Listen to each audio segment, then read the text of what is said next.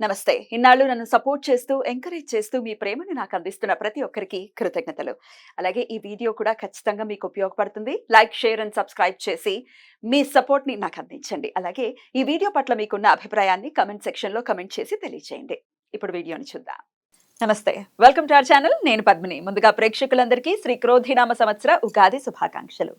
ఉగాది అంటేనే ప్రథమంగా మనకు గుర్తొచ్చేటటువంటి అంశం పంచాంగ శ్రవణం. ఖచ్చితంగా పంచాంగ శ్రవణం చేస్తాము. అలాగే ఈ సంవత్సరం పాటు అంటే ఈ ఉగాది నుంచి వచ్చే ఉగాది వరకు కూడా గ్రహచారం ఎలా ఉంది, గ్రహాలు ఇచ్చేటటువంటి ఫలితాలు ద్వాదశ రాశుల వాళ్ళకి ఎలా ఉంది అనేది ఖచ్చితంగా తెలుసుకునేటటువంటి ప్రయత్నం చేస్తాము.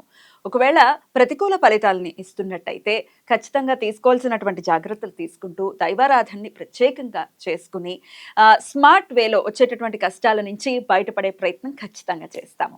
మరి ఈ రోజు కూడా మనకి క్రోధినామ సంవత్సర ఫలితాలని అందించడానికి మనతో పాటు ఇద్దరు ఆధ్యాత్మికవేత్తలు సిద్ధంగా ఉన్నారు. ఒకరు లలిత ఉపాసకులు, వాస్తు జ్యోతిష పండితులు బ్రహ్మశ్రీ నానాజీ పట్నాయక్ గారు, అలాగే సూర్య ఉపాసకులు విక్రమాదిత్య గారు. మరి వీరిద్దరూ కూడా ఒకరు ద్వాదశ రాశులకి కూడా గ్రహచారం ఎట్లాంటి రిజల్ట్స్ ఇస్తోంది అనేది తెలియజేయబోతున్నారు. అలాగే మనకున్నటువంటి వెజిటబుల్ థెరపీని ఆధారంగా చేసుకుని కూరగాయలతో ఎట్లా మనకు వచ్చేటటువంటి సమస్యల నుంచి అధిగమించవచ్చు అనేది విక్రమాదిత్య గారు తెలియజేస్తారు. మరి కార్యక్రమాన్ని మొదలు పెడదాం. ముందుగా ఇద్దరికి నమస్కారం అండి. ముందుగా మీ ఇద్దరికి క్రోధినామ సంవత్సర ఉగాది శుభాకాంక్షలు. మన ప్రేక్షకులందరికీ కూడా క్రోధినామ ఉగాది శుభాకాంక్షలు. అయితే ఈ సంవత్సరం క్రోధినామ సంవత్సరం అయినందుకు ఎటువంటి బ్యాడ్ ఎఫెక్ట్స్ కలగకుండా ఉండాలి, అందరికీ శుభం కలగాలని మనస్ఫూర్తి కోరుకుంటున్నాను. మీ విషెస్ కూడా సౌర కుటుంబ సభ్యులందరికీ కూడా క్రోధినామ సంవత్సర ఉగాది శుభాకాంక్షలు. అందరూ కూడా ఆయురారోగ్యాలతో అష్టైశ్వర్యాలతో సూర్యనారాయణమూర్తి పరిపూర్ణమైనటువంటి అనుగ్రహంతో హాయిగా ఆనందంగా జీవించాలని మనస్ఫూర్తిగా కోరుకుంటూ, అంటే ఇక్కడ క్రోధినామ సంవత్సరం అంటే తన కోపమే తన శత్రువు కాబట్టి అందరం కూడా దాన్ని అదుపులో ఉంచుకోగలిగితే ఈ సంవత్సరం అందరికీ శుభదాయకంగా అవుతుందని మనసా వాచా కర్మేణ ఆశిస్తున్నాను. Thank you so very much. Last time కూడా మీ ఇద్దరు కాంబినేషన్ లో చేయటం జరిగింది శోభకృత్ నామ సంవత్సరం. అయితే శోభకృత్ నామ సంవత్సరం మనందరికీ తెలిసిందే ఎంత శోభాయమానంగా సంవత్సరం మొత్తం వెళ్ళిందో. ఎందుకంటే రామచంద్ర ప్రభుకి అక్కడ ఆయన ఇంటికి ఆయన తిరిగి వచ్చేసినటువంటి సందర్భం ఉంది. శోభకృత్ నామ సంవత్సరం నిజంగానే అద్భుతమైనటువంటి నామ సంవత్సరం. అయితే ఈ పేరు చూస్తే ఒకంత వెన్నులో నుంచి ఒక వణుకు పుడుతోందా అని అనిపిస్తోంది. ఎందుకంటే ఈ క్రోధం ఉండకూడదనే కదా, క్రోధాన్ని ఖచ్చితంగా జయించాలి కదా. మరి ఇదేమన్నా ఈ సంవత్సరం ఆ నామానికి ఏమైనా సార్థకత ఏమైనా చేసుకుంటుందా sir? What is your opinion? ఖచ్చితంగా. ఎందుకంటే మనం జనవరిలో న్యూ ఇయర్ ఫలితాలు చెప్పేటప్పుడే ఫిబ్రవరి నుంచి ఇక్కడ మనం ప్లానటరీ పొజిషన్స్ కూడా వేసింది. అందుకే ఈ కుజుడు అంటే గొడవలకు కారకుడు, రవి అంటే అధికారానికి కారకుడు, వీళ్ళిద్దరికీ శత్రుగ్రహాలు అంటారు వీటిని. అంటే వీళ్ళిద్దరు నిజంగా శత్రువులను కాదు, different energies, fiery energy, cold energy. రెండు దగ్గర ఉంటే ఎలా ఉంటుంది? ఇప్పుడు చూడండి, మనం ఏదైనా పెనం మీద వాటర్ వేసాము, చిర్రమంటుంది. అలా ఈ డిఫరెంట్ ఎనర్జీస్ కలయిక వల్ల ప్రకృతిలోని లోకాల్లో అంటే భూమి మీద నివసించేటువంటి జంతువుల మీద కావచ్చు, లేకపోతే మనుషుల మీద కావచ్చు, అధికారుల మీద కావచ్చు, దాని ప్రభావం ఉంటుందనే భావనతోనే ఏమండి ఇక్కడికి ఇది ఫిబ్రవరిలో ఎంటర్ అవుతుంది. ఫిబ్రవరి, మార్చ్, ఏప్రిల్ ఈ కాంబినేషన్ మే వరకు ఉంటాయి ఈ కాంబినేషన్స్. కాబట్టి ఫిబ్రవరి నుంచి గొడవలు అని చెప్పుకున్నాం, చాలా గొడవలు జరుగుతున్నాయి. మీరు బయట చూసినట్లయితే యుద్ధ వైఖరి పెరుగుతుంది. ఎందుకంటే క్రోధినామ సంవత్సరానికి అధిపతి కుజుడు. ప్రధానంగా యుద్ధం చేయాలి అంటే ఒక విషయం ఏదైనా మనకి ఇప్పుడు ఒక విషయం జరిగినప్పుడు మాట్లాడుకోవచ్చు, గొడవ పెట్టుకోవచ్చు. కానీ క్రోధినామ సంవత్సరానికి ఉన్నటువంటి కుజుడు అధిపతి అయినందుకు గొడవకే ఫస్ట్ ప్రయారిటీ ఇస్తారు, ప్రయారిటీ ఇస్తారు. ఎగ్జాక్ట్లీ. మీరు గమనించినట్లయితే చూడండి, ఇక్కడ ఇప్పుడు అంటే శుక్రుడు మనం ఇక్కడ వేసాం, బట్ ఇక్కడ తిరుగుతాడు, సంవత్సరం మొత్తంలో మారిపోతుంటాడని మనం వేయలేదు. పర్టికులర్గా మనం కుజుడిని, రవిని ఎందుకు వేసామంటే ఈ కలయిక ఉందని. అందుకే ఫిబ్రవరి నుంచి ఇప్పుడు జల ప్రదేశాల్లో హైజాక్లు అవ్వడం కానీ, లేకపోతే మనకి చూడండి బుధుడు మొన్న ఇక్కడ నిలిచబడ్డప్పుడు కూడా గమనించినట్లయితే స్కామ్, దాని ఏమంటారు, షేర్ రిలేటెడ్ సంబంధించిన స్కామ్స్ అవ్వడం కానీ, షేర్స్ కారకుడు బుధుడు కదా. అందుకని ఏంటంటే అధికారులు మనం అసలు ఊహించినటువంటి మార్పులు ఇంకా చాలా ఉన్నాయి. అసలు ఇలా జరుగుతుందా, ఇలా జరుగుతుందా, అమ్మో ఇట్లాంటివి మనం ఇట్లా కూడా యాక్షన్ తీసుకుంటుందా, గవర్నమెంట్ కావచ్చు, పోలీస్ కావచ్చు, మిలిటరీ కావచ్చు, ఇట్లాంటిది కూడా యాక్షన్ తీసుకుంటుందా అనేటువంటిది జరుగుతుంది. అయితే ఇది నార్మల్ పీపుల్ మీద ఎంతవరకు ఎఫెక్ట్ ఉంటుంది అంటే జీవుడు బయట ఉన్నాడు. Hmm. ఇది ఒక బెనిఫిట్ ఇక్కడ. Hmm. ఎప్పుడు కూడా కాలసర్ప యోగంలో గ్రహాలు సంచరించేటప్పుడు జరుగుతాయి. అయితే ఇందులో యాజ్ పర్ నాడీ ఆస్ట్రాలజీ పరంగా జీవుడు అంటారు గురువుని. బయట ఉన్నందుకు కొంచెం జనాలు దానిలో నుంచి బయటకు వస్తుంటారు. Okay. ఈ గురువు కూడా లోపల ఉన్నాడు అనుకోండి. మనకి last time 3.5 years back Covid వచ్చింది. అప్పుడు గురువు కూడా లోపల ఉండి ఇక్కడ సంచరిస్తున్నాడు. అప్పుడు ఇక్కడ నీచబడి ఉన్నాడు అప్పుడు గురువు. ఇప్పుడు ఎంత భయానకమైన భయం, ఎందుకంటే జీవుడు కూడా నీచబడిపోయాడు కదా. Right. అందుకని జనాల మీద ఎఫెక్ట్ చూపించింది. ఇప్పుడు ఏంటంటే దేశాల మీద, అధికారుల మీద, యుద్ధ సంబంధించిన వాటి మీద, దీని మీద ఎక్కువ ఎఫెక్ట్ ఉంటుంది. Right. జనాలు కొంచెం దాని నుంచి బయటపడతారు. Right. కాకపోతే ఇక్కడ నేను చెప్పేది ఏంటంటే ఈ కాంబినేషన్ ఉన్నప్పుడు సహజంగా ఎక్కడైనా ఇరుక్కొని ఏ బాంబు పేలుల్లో ఇట్లాంటివి ఇరుక్కోకుండా ఉండాలంటే అమ్మవారిని తలుచుకోవడము, లేకపోతే సూర్యుల్లోనే అమ్మవారిని చూసుకుంటూ చేయడము, చండీ పారాయణం చేయడము, ఏదైనా ఒక శక్తి దేవత ఆలయాలు, ఆంజనేయ స్వామి టెంపుల్కి వెళ్ళడం, లేకపోతే సుబ్రహ్మణ్యేశ్వర స్వామి ఆలయానికి వెళ్ళడం చేయడం ద్వారా ఈ యొక్క పరిస్థితి నుంచి బయటపడతారు. తప్పకుండా సరే. ఇది అయితే కామన్ పీపుల్ కి ఎట్లాంటి రిజల్ట్స్ ఇస్తుంది అనేది మన మెయిన్ మోటో కూడా ఈ ప్రోగ్రామ్ చేయడానికి. ఎగ్జాక్ట్లీ. సో ఒక్కొక్క రాశి వైజ్ గా కూడా ఒకసారి మాట్లాడుకుందాం. అంతకన్నా ముందు క్రోధినామ సంవత్సరం మరి పేరు భయానకంగా ఉంది, అది డెఫినెట్ గా సార్థకం చేసుకుంటుంది అని అంటున్నారు. కాబట్టి వాట్ ఈస్ యువర్ ఒపీనియన్? ఆయన చెప్పినట్టు కుజుడు యొక్క ప్రభావం అధికంగా ఉంటుంది కాబట్టి కుజుడు అగ్ని నక్షత్రంగా తీసుకుని మేషాన్ని అగ్ని రాశిగా తీసుకున్నప్పుడు వృచ్చికం కూడా అంతే కదా సార్. ఆ వృచ్చికం కూడా వృచ్చిక మేషాలకు అగ్ని జల రెండు కలయి కాంబినేషన్. ఇది ప్రధానంగా అంటే మనలో ఉండేటువంటి అగ్నితత్వాన్ని పెంచుతూ ఉంటుంది. దాన్ని శాంతింపజేసుకోవడానికి కుజుడికి ప్రధానంగా ఉన్నటువంటి కూరగాయలు మనం ప్రధానంగా తీసుకునేది బూడిద గుమ్మడికాయ గురించి మాట్లాడుతూ ఉంటాం. అంటే కడుపు మంట, కడుపులో మంట, ఇవి రెండు కూడా అగ్రెసివ్ అయ్యే అవకాశం ఉంటుంది.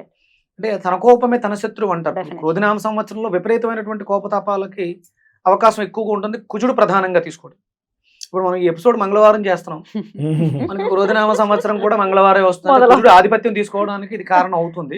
అంటే సిమ్టమ్స్ నేచర్ మనకి చెప్తుంది, కొంచెం జాగ్రత్తగా ఉండండి. అంటే ఇప్పుడు మనం ఆ అగ్నిని తట్టుకోవాలంటే వరుణ దేవుడిని ఆశ్రయించాలి, అంటే చల్లదనాన్ని మనకి తీసుకోవాలి. అందులో గుమ్మడికాయ, బూడిద గుమ్మడికాయకు ఉన్నటువంటి తత్వం అగ్నితత్వం అయినా అది ఉష్ణైన శీతలం అంటారు. వేడితో సమయంపై ఆవిరై వర్షంగా కురుస్తుంది. అందుకని ఇక్కడ మనం బూడిద గుమ్మడికాయని, బీరకాయ అంటే మనకి డయాబెటీస్ వ్యాధి పెరిగే అవకాశం ఎక్కువ ఉంది. అలాగే గ్యాస్ట్రిక్ ఎసిడిటీ సమస్యలు విపరీతంగా ఇబ్బంది పెట్టే పరిస్థితుల్లోనే ఆ గొడవ తత్వం వల్ల, అరవటం వల్ల, ఇప్పుడు మీరు ఒక పెద్ద గొడవ జరిగింది, ఆ గొడవ అయిపోయిన వెంటనే మనం భోజనానికి కూర్చుంటే ఆకలేదు, చచ్చిపోతుంది కదా, ఆకలి చచ్చిపోతుంది. అన్ని ఫీలింగ్స్ చచ్చిపోయి ఉంటాయి. అందుకని ఏంటంటే సందర్భానుసారం మనం గుర్తించాల్సింది అవసరం ఎంత ఉంది అని గుర్తించుకోవాలి. ఎక్కువగా ఈ సంవత్సరం అంతా కూడా బూడిద గుమ్మడికాయని ఆశ్రయించడం ద్వారా, బీరకాయని ఆశ్రయించడం ద్వారా మనం మరి మిథున రాశి వారికి ఎలా ఉండిపోతుందండి క్రోధినామ సంవత్సరం? ముందుగా పట్నాయక్ గారు. తప్పకుండా అమ్మా. ఇక్కడ మిథునం వారికి చూసుకుంటే ఆదాయం సమంగా ఉంది, 5-5గా ఉంది. కాకపోతే రాజ్యపూజ్యం అవమానం 3-6గా ఉంది. అంటే ఇవి అసలు ఎందుకు చూసుకుంటాం మనము అంటే, ఓకే మనం ఇప్పుడు మాట్లాడేటప్పుడు ఈ సంవత్సరం మనం జాగ్రత్తగా ఉండాలి, మధ్యలో దూరి అవమానం పడే కంటే కొంచెం జాగ్రత్తగా ఉండడం మంచిది అని ముందుగా తెలియజేయడం, జాగ్రత్త వహించడం కోసం. అదే ఆదాయం వ్యయం కూడా ఎందుకు అంటే, ఓకే ఈ సంవత్సరం నేను అలా ప్లాన్ చేసుకుంటాను. బట్ నా ఉద్దేశం ఏంటంటే, ఇక్కడ ఇదే మీరు ప్రామాణికంగా తీసుకొని భయపడకండి. మీ పర్సనల్ చార్ట్, మీరు చేసే యాక్టివిటీస్, మీరు తీసుకునే నిర్ణయాల మీద జాతకం అనేటువంటిది కూడా కొంత ప్రభావం చూపిస్తూ ఉంటుంది.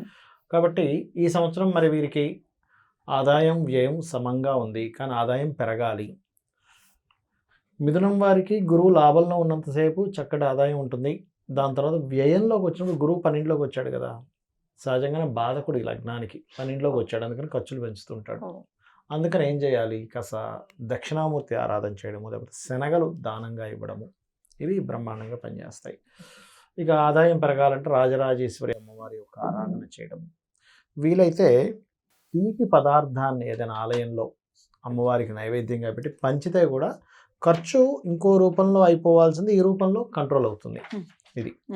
ఇక రాజ్యపూజ్యం అవమానంగా తీసుకున్నట్లయితే రాజ్యపూజ్యం దుర్గా అమ్మవారు ఇస్తుంది వీరికి ఈ సంవత్సరం.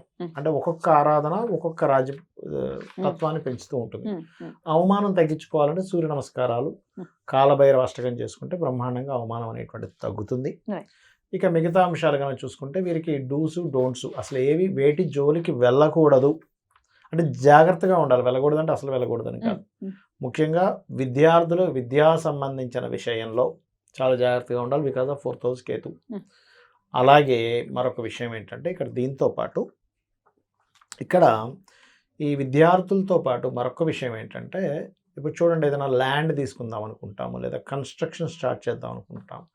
కన్స్ట్రక్షన్ మనం సరైన పర్సన్కి ఇవ్వకపోతే ఏదో ఒక కారణం చేత ఆగడము ఇలాంటివి జరుగుతుంటాయి.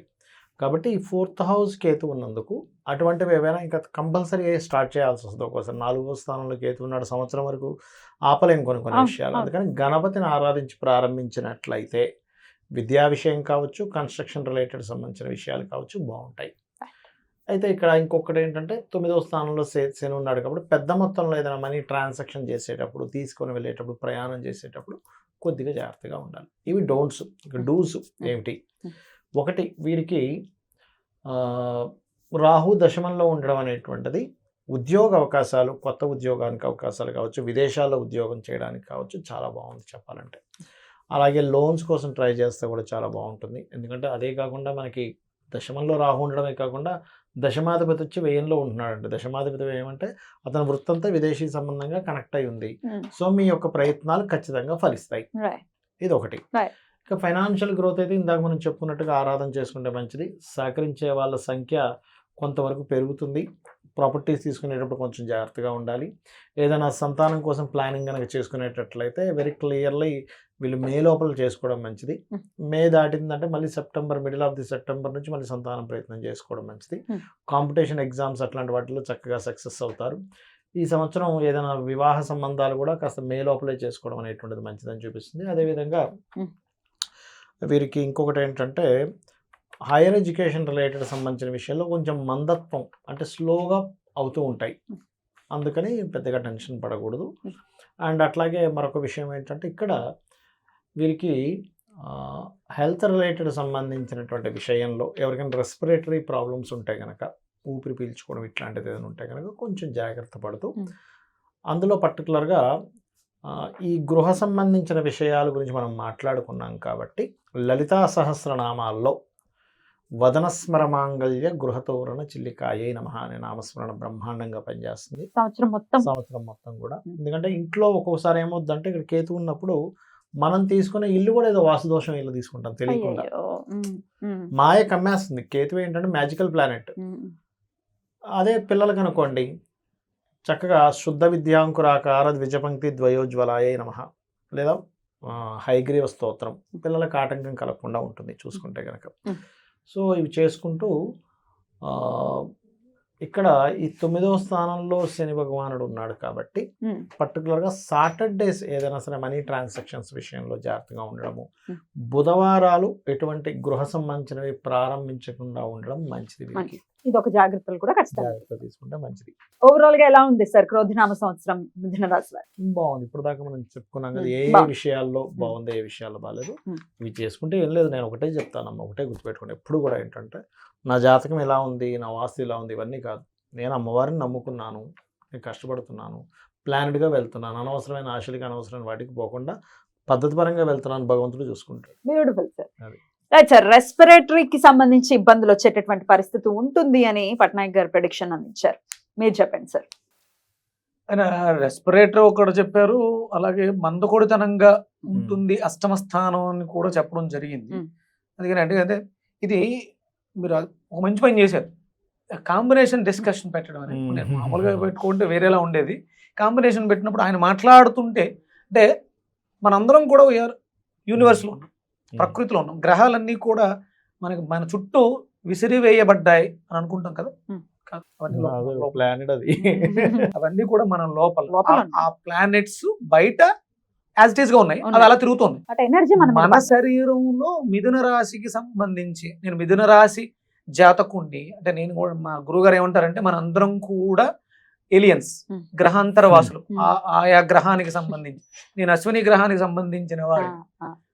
ఇప్పుడు మనం ఇక్కడ మిథునాన్ని తీసుకుంటే మిథునంలో ఉండే గ్రహాలకు సంబంధించిన ప్లానెటరీ పొజిషన్, మన శరీరంలో ఆ ప్లానెట్స్ మిస్ప్లేస్ అయి ఉంటే ఆయా సందర్భాలు ఆ డిసీజెస్ మనల్ని ఇబ్బంది పెడుతూ ఉంటాయి మనం పుట్టిన లగ్నానికి. ఇప్పుడు ఈయన చెప్పిన దాన్ని బట్టి చూస్తే మిథున రాశి మిథున లగ్నానికి చూస్తే రెస్పిరేటరీకి సంబంధించిన సమస్య కూడా చెప్పారు. అది శుక్రకారకత్వం, అలాగే అష్టమ స్థానం శనికి సంబంధించిన సమస్య. వీళ్ళు ఓవరాల్గా ఈ కాంబినేషన్లో చూసుకుంటే మనం గురుడు ప్రభావం కూడా అధికంగా ఉంటుంది. వ్యయంలో ఉండబోతున్నారు కాబట్టి. దాని ఎఫెక్ట్ అంటే సర్క్యులేటరీ సిస్టానికి సంబంధించి ఎముకలకు సంబంధించిన సమస్యలు కూడా మనల్ని ఇబ్బంది పెట్టే అవకాశం ఉంటుంది ఇవి. అందుకని దీనికి ప్రధానంగా వాళ్ళు తీసుకోవాల్సింది గోరుచిక్కుళ్ళు నిమ్మకాయ కాంబినేషన్ జ్యూస్ ఒకటి తీసుకుంటూ, అలాగే చతుర్థం 1 2 3 4 చతుర్థంలో కేతు కంఫర్ట్స్ డొమెస్టిక్ లైఫ్ కి సంబంధించి ఉంది కాబట్టి గోరుచిక్కుళ్ళు దొండకాయ నిమ్మకాయ కాంబినేషన్ ఒకటి తీసుకోవాలి. గురు ప్రభావాన్ని మనం తగ్గించుకోవడానికి అంటే చెడు ప్రభావాన్ని తగ్గించుకోవడానికి మనకి దగ్గరలో ఉన్నటువంటి దేవాలయానికి గురువారం శనగలు చెప్పారు. అంటే మనం అక్కడికి వెళ్ళటం ఒకటి ప్రధానంగా పెట్టుకుని కొబ్బరికాయని బ్రేక్ చేసి ఆ కొబ్బరి చిప్పని తినడం ద్వారా గురుడికి సంబంధించినటువంటి ఆధిపత్యం. అలాగే అరటి పళ్ళు కూడా గురు కారకత్వాన్ని కలిగి ఉంటాయి. అందుకని అరటి పళ్ళను అరటికాయని అంటే హార్ట్ రిలేటెడ్ ప్రాబ్లమ్స్, గురు దోషం అంటే గుండెకు సంబంధించిన సమస్యలు వచ్చే అవకాశం ఉంటుంది, సర్క్యులేటరీ డిజార్డర్. అందుకని అరటికాయ కూరను తీసుకోవడం కానీ అరటికాయ జ్యూస్ని తీసుకోవడం కానీ ఎండు కొబ్బరిని ప్రధానంగా విరివిగా రెగ్యులర్ గా మనం దేవాలయానికి వెళ్ళాలి, కొబ్బరికాయ కొట్టాలి, మన ధర్మాన్ని మనం ఆచరిస్తూ దాన్ని నిలబెడుతూ ఆ వచ్చే ప్రసాదాన్ని తీర్థాన్ని కానీ ప్రసాదం కానీ రెగ్యులర్ గా తీసుకుంటుందా మనం కూడా బాగుంటాం, సొసైటీ బాగుంటుంది. ఎందుకంటే మన ధర్మంలో దేవాలయాలు ఆల్రెడీ నిర్మించి ఉన్నాయి. మన దగ్గర లేనిదల్లా ఏంటంటే ఐకమత్యం. ఏం వెళ్తాంలే, మిగతా వాళ్ళలో ఉన్నటువంటి ఐకమత్యం మనలో లేకపోవడం వల్ల మన దేవాలయాలు చిత్రమైపోతున్నాయి, తీసేస్తాం. అందుకని మనం రెగ్యులర్గా మనం దేవాలయాలకు వెళ్ళి మన ధార్మిక సంస్థలను మనం కాపాడుకుంటూ ఉంటే అద్భుతంగా మనకి బాగుంటుంది అని చెప్పడానికి ఇది ఒక నిదర్శనం అవుతుంది. ఎందుకంటే మిథున రాశి అనేది జ్ఞానం, మాట, నరాలకు సంబంధించినది. బుధుడు కదా, మనం ఏదైతే చేస్తామో అది 10 మందితో కూడా ఆచరింపజేయడానికి అవకాశం ఉంటుంది. డెఫినెట్గా ఈ రకమైనటువంటి పరిహారాలు తీసుకోవడం ద్వారా పచ్చి అరటికాయని జ్యూస్గా తీసుకోవచ్చు, సపరేట్ గా అంటే ఇప్పుడు మనం కాంబినేషన్ గోరుచిక్కుళ్ళు నిమ్మకాయ దొండకాయ కాంబినేషన్, అలాగే అరటికాయ విడిగా జ్యూస్ తీసుకోవడం. ఇది ఉదయం తీసుకుని అరటికాయ జ్యూస్ సాయంత్రం తీసుకోవడం ద్వారా ఎండు కొబ్బరి అనేది ఎండు కొబ్బరి తురుములో కొంచెం ఇదేంటిది బెల్లం వేసుకోవచ్చు, క్యారెట్ వేసుకోవచ్చు, ఖర్జూరం వేసుకోవచ్చు, చాలా బాగుంటుంది. రెగ్యులర్ గా తీసుకోవడం ద్వారా ఆ రాబోయే ఏదైతే అనారోగ్య సమస్య అంటే ఇప్పుడు ఉన్నటువంటి పరిస్థితులలో మెడిసిన్స్ ఏవి కూడా మన మీద ప్రభావాన్ని చూపించట్లేదు, చాలా ఇబ్బంది పడిపోతుంది. హాస్పిటల్కి వెళ్ళి లక్షలు ఖర్చు పెట్టినా కూడా డిసీజెస్ దొరకట్లేదు, క్యూర్ అవ్వట్లేదు. బాడీ న్యూట్రిషియన్స్ ఏవైతే ఉన్నాయో కాయగూరలు ఇవి ఎలాంటి సైడ్ ఎఫెక్ట్లు లేకుండా మనకు ఆరోగ్యాన్ని చేకూర్చడంలో మిథున రాశికి ఈ వెజిటేబుల్స్ ఎలా ఉపయోగపడుతుంది. ఎలా గోరుచిక్కుళ్ళు దొండకాయలు నిమ్మకాయ ఎట్లా చేసుకోవాలి? 10 గోరుచిక్కుళ్ళు, 1 నిమ్మకాయ, 6 దొండకాయలు, 3 తమలపాకులు మిక్సీ వేసేసుకుని మజ్జిగతో కొంచెం మజ్జిగ, చెరుకు రసంతో కూడా తీసుకోవచ్చు. షుగర్ లేకపోతే అంటే షుగర్ ఉంది అని భయంతో ఉన్న వాళ్ళ గురించి మాట్లాడుతున్నాను. చెరుకు రసం అనేది తీపి పదార్థం తప్ప షుగర్ను పెంచేది కాదు. ఇవన్నీ వెజిటేబుల్స్. ఆహారంలో మన టైమింగ్స్ బాగాలేదు, తినకూడని సమయంలో తింటున్నాం కాబట్టి షుగర్ అనేది మనల్ని ఇబ్బంది పెడుతుంది తప్ప అంటే దానికి చాలా రకాల కారణాలు చెప్తారు. ఏ కారణమైనా డైజెషన్ సిస్టమ్ అంటే మిథున రాశి నుంచి చూసుకుందాం. అంటే షుగర్ అందరికీ వస్తుంది, కానీ మిథున రాశిని చూస్తే అది లాభస్థానం. అక్కడ కుజుడు ఆధిపత్యాన్ని, ఎందుకంటే బుధ కుజులకి పడదు అనేది ఒకటి ఉంది. అరుగుదల వ్యవస్థ పాడైపోతేనే షుగర్ వస్తుంది. దాన్ని మెరుగుపరుచుకోవాలి. అందుకని అంటే మనం ఆహారాన్ని 2 విధాలుగా తీసుకోవాలి. ఉదయం, సాయంత్రం, మధ్యాహ్నం మాత్రమే తీసుకోవాలి. సూర్యాస్తమైన తర్వాత తినడం అనేది అందరికీ తప్పు. ఎవరైనా సరే ఆఫ్టర్ సన్సెట్ భోజనం తినకూడదు. మీరు సాయంత్రం భోజనం మానేయండి, చపాతీలు తినండి అనేది చాలా శుద్ధ తప్పు. చపాతీల వల్ల షుగర్ తగ్గుతుంది అనుకుంటే నార్త్ ఇండియా అంతా గోధుమే ఉంటుంది, అసలు వాళ్ళకి షుగర్ ఉండకూడదు, పెరుగుతుంది. కానీ కాదు, అంటే సూర్యాస్తమైన తర్వాత తినడం తప్పు వల్లనే ప్రధానంగా మనం తీసుకోవాలి. అరుగుదల వ్యవస్థ అందరికీ పోయింది. 90% కూడా షుగర్ స్ప్రెడ్ అయి ఉంది. ఈ అలవాట్లు మార్చుకోవడం ద్వారా కూడా మనం రోగాల్ని అధిగమించవచ్చు. లంకణం పరమౌషధం అన్నమాట. బ్యూటిఫుల్ చాలా అద్భుతంగా ఇద్దరు కూడా తెలియజేస్తున్నారు. మిథున రాశి వారికి కూడా ఈ క్రోధినామ సంవత్సరం చాలా చాలా బాగుండాలని మనస్ఫూర్తిగా కోరుకుంటూ ఇక నెక్స్ట్ ఎపిసోడ్ లో కర్కాటక రాశి గురించి మాట్లాడుకుందాం. Thank you so much sir. నమస్తే.